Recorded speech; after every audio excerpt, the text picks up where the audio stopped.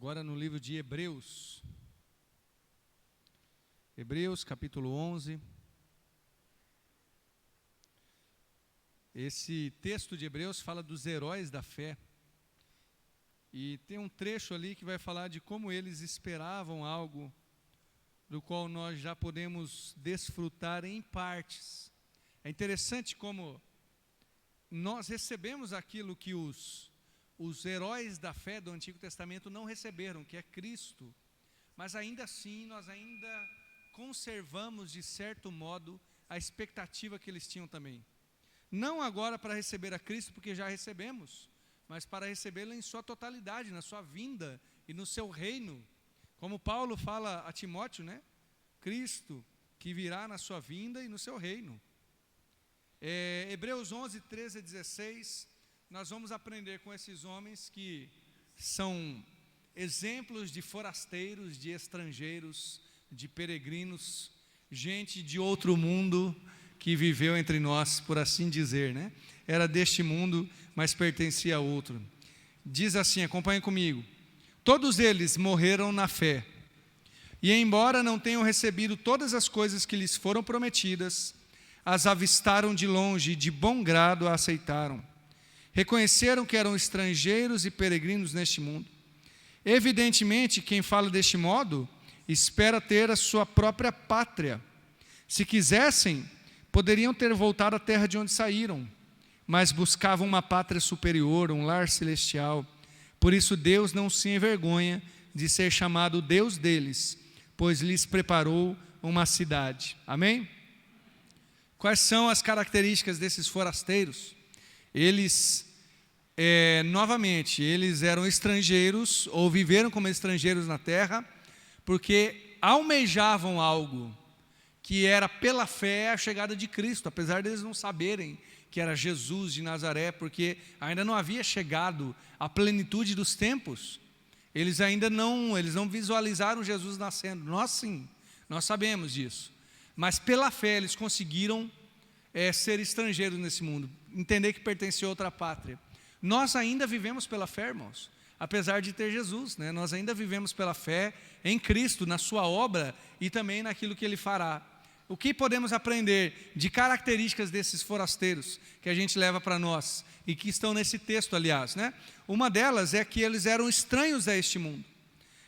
No verso ainda no primeiro, o 13, no caso que a gente leu, fala que eles reconheceram que eram estrangeiros e peregrinos neste mundo.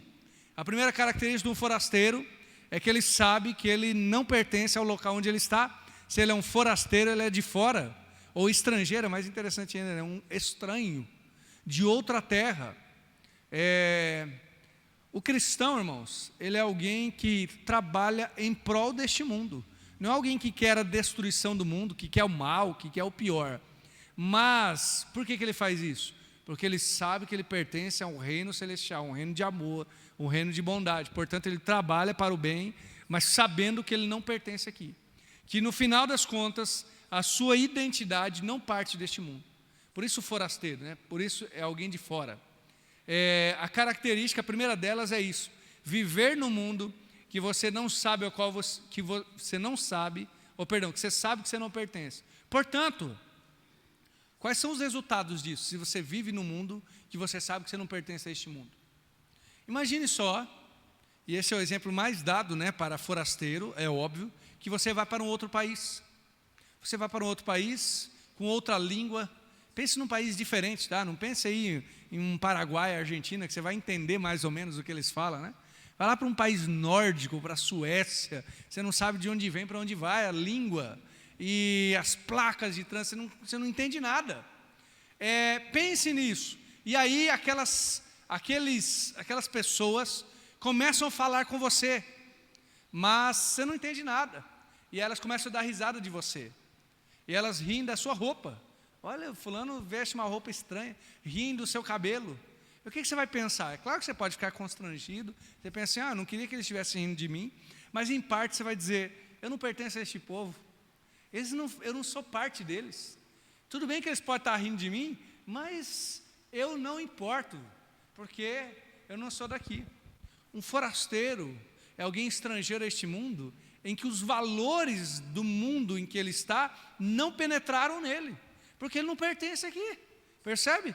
Ainda que esteja sendo zombado, ridicularizado, ele diz, eu não sou daqui, podem rir de mim, né? Talvez já tenha acontecido isso com você, não talvez em viajar para outro local, mas pense num grupo que você não faz parte. Você que é jovem, por exemplo, pense você chegar num grupo de idosos, ou você que é idoso, num grupo de jovens, alguém muito diferente da sua faixa etária. Ainda que aquele grupo esteja rindo de você, o que não é nada bom, não é bom que alguém ria de nós, né? Mas você vai dizer, eles são diferentes de mim, eles não entendem o que eu estou dizendo.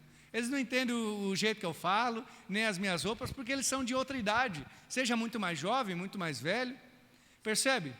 Quando nós entendemos que este mundo não faz parte de nós, nós não precisamos da aprovação deste mundo, nós não precisamos dos aplausos deste mundo. Irmãos, este mundo é seduzido por aplausos, este mundo é apaixonado por reconhecimento, por fama, por sucesso. Este mundo é viciado em curtidas, né? Nada contra você postar algo lá e ver as curtidas, não é isso não, tá? Mas este mundo é viciado nisso, ele vive disso. E nós somos estrangeiros deste mundo. Nós dizemos, não, o nosso reconhecimento não vem daqui, nosso reconhecimento vem de outro lugar. Percebe?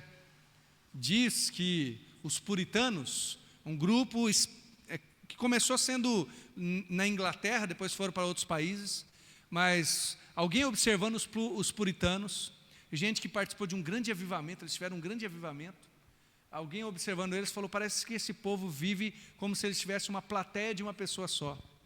Aquele observador estava dizendo, eles vivem como se eles vivessem para agradar uma pessoa só, que é Deus. Eles não ligam para outras coisas. Isso eu achei maravilhoso sobre o testemunho deles. É assim que é um estrangeiro. Ele percebe que ele não pertence aqui. Os valores, sejam aplausos ou zombarias, não colam nele. Eu tenho mais um exemplo que eu acho muito interessante, eu acho muito valioso.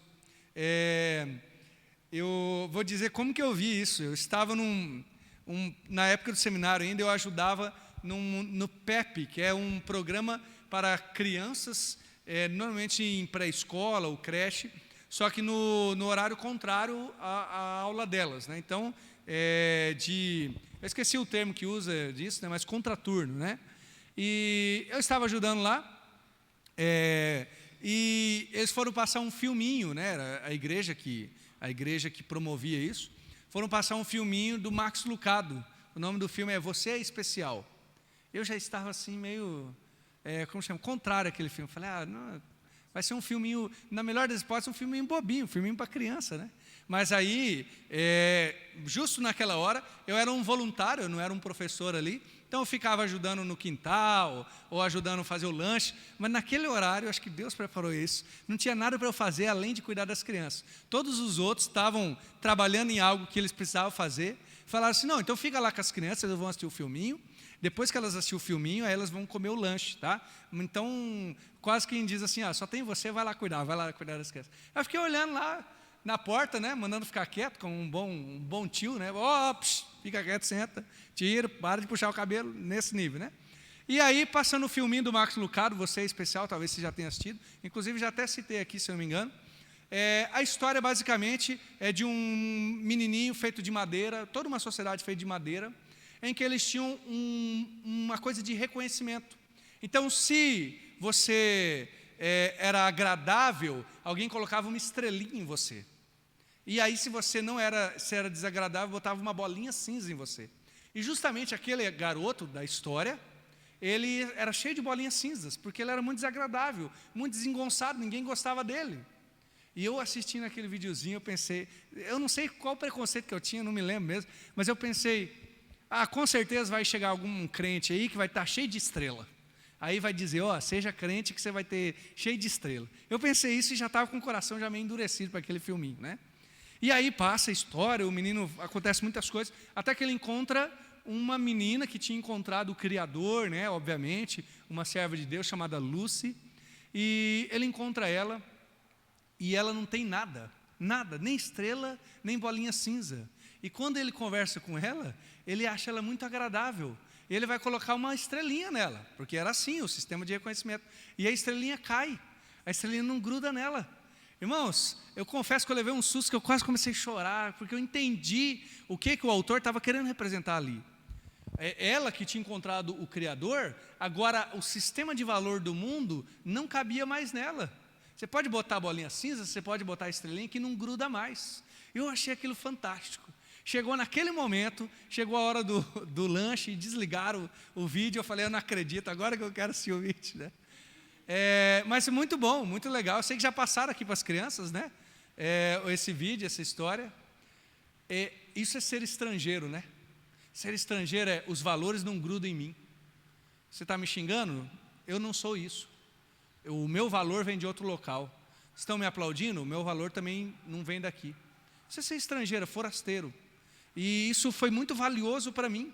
E eu espero que seja para você. Você é estrangeiro, tá? Você pertence a outro local. A segunda característica, que está claro, né? Se você não é daqui, você possui outra cidadania. Eles falam que, evidentemente, quem fala deste modo, espera ter sua própria pátria. Filipenses 3:20 fala que a nossa cidade está no céu. E lá em Efésios, no capítulo 3, Paulo ora, quando ele ora a respeito da igreja, ele fala que ora em nome do Pai, do qual toda a família toma um nome no céu e na terra. E aquele termo é em nome do Pater, do qual toda a pátria. Família ali, no original é pátria. Portanto, nós temos uma pátria porque nós temos um Pater. Nós só temos uma cidade porque o nosso Deus é rei dessa cidade. Um forasteiro, ele sabe que ele não é deste mundo, mas não é só não é deste mundo. Ele possui uma cidadania outra. Ele possui outro local para o qual viver.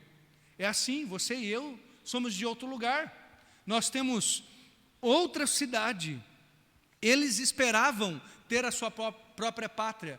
Nós também aguardamos, nós já conhecemos como será essa pátria. Nós conhecemos que será eternamente desfrutando do Senhor, com alegria, com amor, mas ainda assim esperamos, irmãos. O fato de possuirmos outra cidadania nos faz ter uma esperança que esse mundo não tem. Nós não somos daqui, nós não somos daqui. Vou usar um exemplo também, esse é triste, eu gostaria de não precisar usar. Quando começa uma guerra, como aconteceu com o Afeganistão agora, em que os Estados Unidos se retirou, né? E o Talibã voltou ao Afeganistão, ou agora na guerra da Rússia contra a Ucrânia, todos os cidadãos de outro país, eles têm uma saída mais certa. Isso nós vimos no Afeganistão. Todos os americanos foram retirados, e os países, quando viram que ia entrar o Talibã de novo, mandaram um exército, mandaram helicópteros, aviões, vamos tirar. Cada país ficou responsável pelo seu próprio povo. Por quê? Porque vai entrar uma catástrofe ali, vamos resgatar. Quando você sabe que você tem outra cidadania, você tem uma esperança que os moradores daquele local não têm. É um exemplo triste, claro. Os afegãos, né? Muitos cristãos afegãos foram mortos. Mas se você estava lá e você era um brasileiro, você ia confiar, pelo menos uma pequena confiança, né? Mas confiar que o Itamaraty ia mandar um avião para tirar você de lá, porque você não pertence ali. Se você tem outra cidadania, não é só os valores deste mundo que não grudam em você, você tem uma esperança que este mundo não tem. Em 1 Tessalonicenses 4, nós ouvimos aqui, 1 Tessalonicenses 4, o verso 13 em diante, o apóstolo Paulo está falando da esperança que nós temos e que o mundo não tem. Não quero, porém, irmãos, sejais ignorantes acerca dos que dormem, para que não se entristeçam como os demais. Porque se cremos que Jesus morreu e ressuscitou dentre os mortos, nós também ressuscitaremos com Ele. Paulo está falando da esperança da vida eterna. Nós temos uma esperança que o mundo não tem. Uma tristeza que o mundo tem, nós não temos, que é a certeza eterna. Você possui outra cidadania. Esse é um dos fatos de sermos forasteiros. Agora veja outra característica interessante. Os forasteiros, diz o verso 15, se quisessem, poderiam ter voltado para a terra onde saíram, mas buscavam uma pátria superior, um lar celestial. Aqui fica difícil, porque um forasteiro está no meio do caminho. Ele não chegou lá, mas ele não pertence mais ao local de onde saiu. Talvez você, cristão, já tenha se sentido assim, sem lar, sem pátria. Apesar de que você tem uma pátria celeste, apesar de você ter um lar celestial de fato, mas às vezes nos sentimos sem local, sem morada, sem aconchego. Por quê? Porque nós já saímos de onde estávamos, que é uma vida de pecado, que é ter a esperança nesse mundo, mas ainda não chegamos lá. Um forasteiro está no meio do caminho. Só que o meio do caminho é o processo para o qual Deus quer que a gente esteja. Um forasteiro é alguém que está sempre caminhando. Tem um pastor que diz que nós temos uma espécie de descontentamento santo. Eu acho isso muito bom, um termo legal. Por quê? Nós estamos sempre, de certa forma, insatisfeitos. Não no sentido de não satisfeitos em Deus, mas sempre querendo mais, não deste mundo, mas da vida eterna. Apesar de nós estamos saciados com a água, que é a fonte da vida, ainda assim nós queremos mais. Um forasteiro está no meio do caminho. Ele saiu de onde estava, mas ainda não chegou lá. Então ele está caminhando, ele está peregrinando. Ou seja, penso eu, né? Um forasteiro está sempre crescendo, está sempre, vamos dizer assim, para chegar em algum lugar. No nosso caso, irmãos, nós somos forasteiros até mesmo do estado em que estávamos. Qual estado você estava? Um estado de condenação eterna. Efésios 2 fala que Deus nos vivificou estando nós mortos em ofensas e pecados, em que noutro tempo andasse, segundo o curso desse mundo, segundo o príncipe da potestade do ar, por aí vai. Nós tínhamos esse estilo de vida. E não é só condenação, é estilo de vida. Agora você foi retirado desse estilo de vida. Mas você ainda não chegou à estatura de varão perfeito, à medida completa de Cristo. Então você está caminhando até lá. Percebe? O forasteiro está no meio do caminho. E talvez por isso, devo lhe dizer que, de certa forma, um cristão, alguém que serve a Jesus, de certa forma está mais insatisfeito do que alguém do mundo. Porque alguém do mundo, é claro que é triste, claro que, como nós falamos, não tem esperanças eternas, mas ele olha para si mesmo e ele fala assim: eu estou bom comigo mesmo. Meu problema é os outros que me enchem a paciência. Agora o cristão sabe que o seu problema é você mesmo, que você está em processo de construção, de transformação, de ser parecido com Jesus. Você saiu da sua pátria, mas você não chegou na outra ainda. Você já não é mais aquele pecador, mas você ainda não é igual a Cristo. Então um forasteiro é alguém que está sempre em construção, sempre em crescimento. E da minha experiência, irmãos, isso não é Bíblia, né? Mas da minha experiência, de tempos em tempos, Deus me coloca uma insatisfação. Não uma insatisfação nos outros, né? Mas em relação a mim. Alguns momentos, especialmente quando Deus fala muito fortemente comigo, ou por um texto bíblico, às vezes uma fase muito boa, aliás, mas eu chego à conclusão quase que triste de dizer: Senhor, eu achei que eu estava preparado, achei que sabia tudo, e parece que Deus mexeu tudo e eu não sei mais nada. Não é que esqueci, não é que não sei mais nada, mas de tempos em tempos, Deus me dá essa percepção de que eu ainda não cheguei lá, eu tenho que crescer. E quando a gente começa a ficar muito confortável, quando a gente começa a ver o erro só nos outros, é bom que Deus nos dê um chacoalhão, porque um forasteiro, ele sempre está caminhando, sempre está indo para outro lugar, sempre está crescendo nesse sentido. Outra coisa, um forasteiro também é um embaixador. Fala que buscavam uma pátria superior, um lar celestial. Quem são esses que vivem em outro país?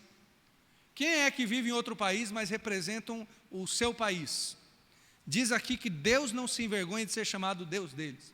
E quem é neste mundo que vive em outro país representando o seu próprio país? É o embaixador, né? É aquele que está no país, por exemplo, um brasileiro que vai aos Estados Unidos como representante dos brasileiros, ele é o embaixador. Se você está lá nos Estados Unidos, você tem algum problema com alguma coisa de alfândega, de turismo, você liga para a embaixada, e é claro que provavelmente você não vai falar com o embaixador, mas no maior das hipóteses, é ele quem resolve, porque ele é o representante daquele país. A palavra está dizendo que Deus não se envergonhou de ser o Deus deles. E, portanto, eles carregavam um nome. Eles estavam num país que não era o deles, mas carregavam o nome do Senhor. Isso é um embaixador. Um forasteiro é também isso, irmãos. Um embaixador de Cristo. Não é o que Paulo diz também, em 2 Coríntios 5? Pelo que nós somos embaixadores de Cristo, como se Deus por nós rogasse, né? Portanto, rogamo-vos que vocês se aproximem de Cristo. Um forasteiro é alguém que carrega o nome de Cristo. Portanto, lembra que eu falei no começo que eu e você, apesar de não sermos deste mundo, nós queremos o bem para este mundo? Não o bem para o pecado, né? Mas o bem para este mundo. Por quê? Porque nós queremos pregar o evangelho a este mundo.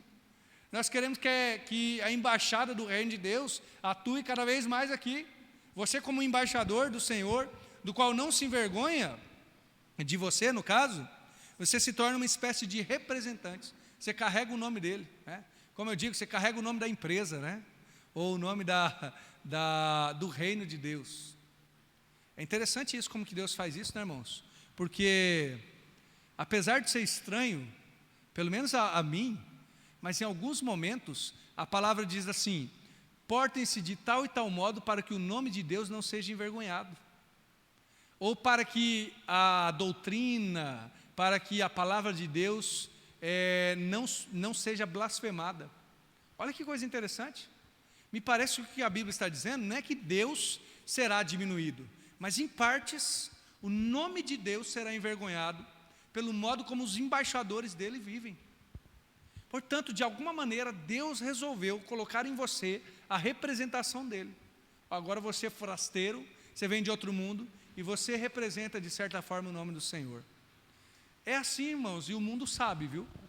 As pessoas, mesmo as pessoas que ridicularizam, e um exemplo, talvez você já tenha passado por isso, mesmo quem diz para você que não crê, quando a coisa aperta, ele vai pedir oração para você.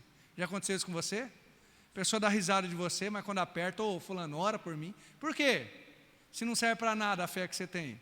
Porque lá no fundo sabe que nós somos embaixadores. De alguma maneira nós representamos alguém. Veja a nossa responsabilidade, irmãos. Veja o que Deus nos colocou na mão, né? E por final, esses que têm uma outra cidadania, né? É óbvio, mas precisa ser dito. Se eles são cidadãos de outro local, eles possuem outra morada.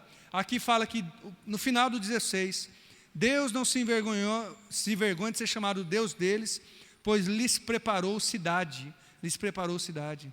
A cidade foi preparada, irmãos. Nós sabemos de onde somos, nós pertencemos a outro local. Jesus, em João 14, fala que foi nos preparar morada também. É assim de fato. Nós temos uma morada certa, uma pousada certa, que ninguém retirará de nós.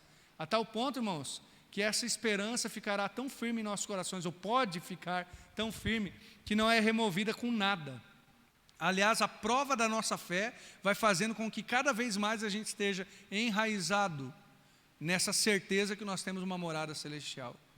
E o que nós fazemos com isso então?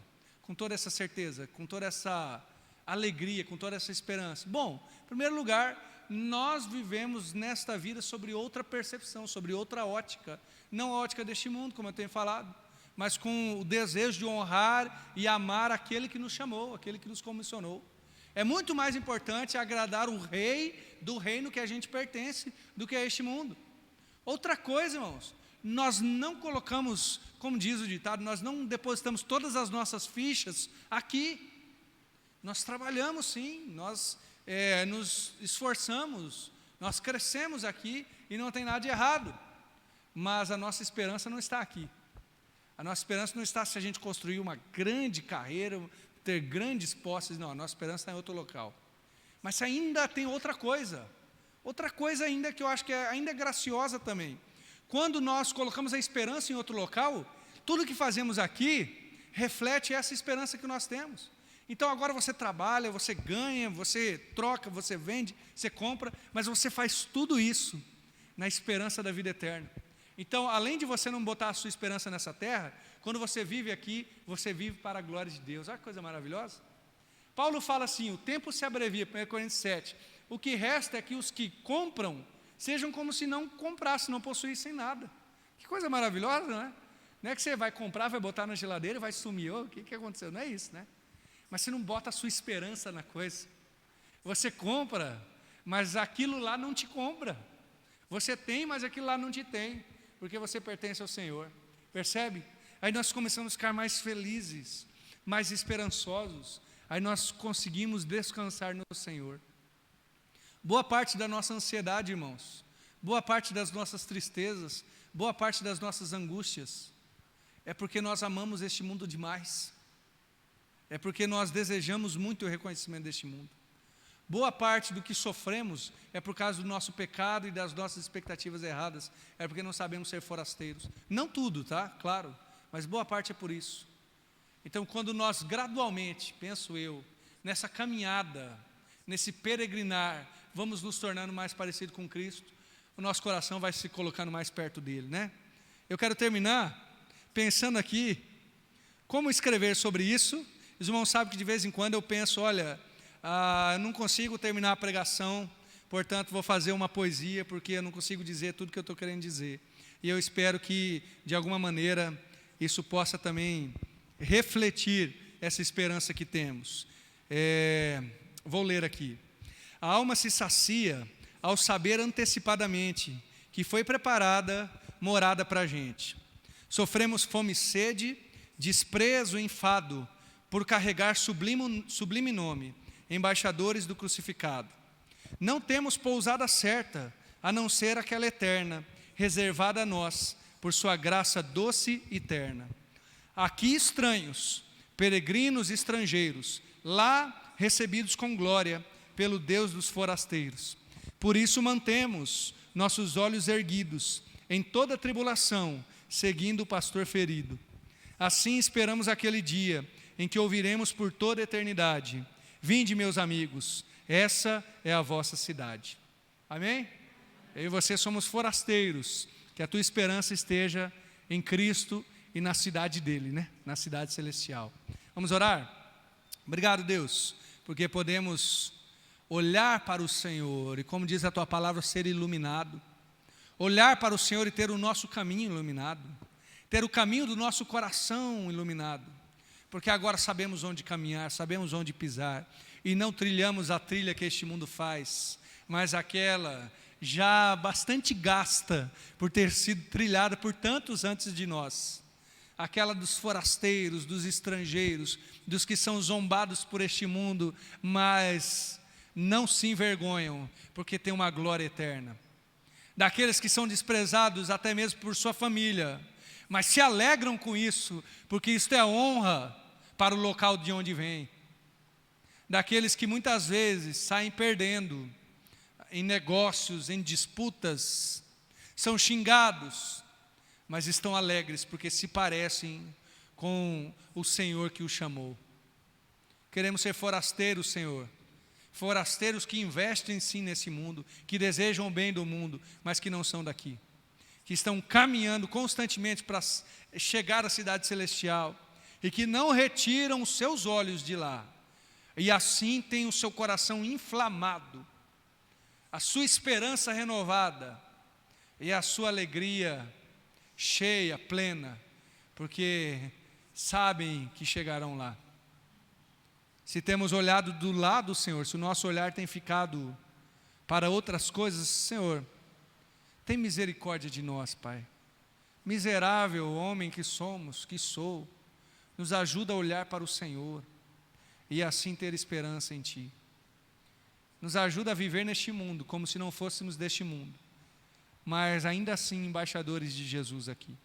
Oramos em nome de Jesus. Amém.